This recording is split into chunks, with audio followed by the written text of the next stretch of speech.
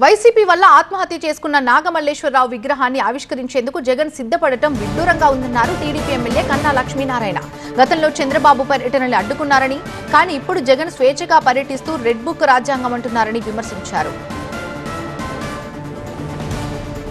కొర్లకుంట నాగమల్లేశ్వరరావు విగ్రహావిష్కరణకి వస్తున్న సందర్భం ఎలా ఉంది అంటే, ఇంతకుముందు మనం సినిమాల్లో చూసేవాళ్ళం, రావుగోపాలరావు రాత్రి చంపి పొద్దున్నే వచ్చి దండేసి సానుభూతి చెప్పినట్లు.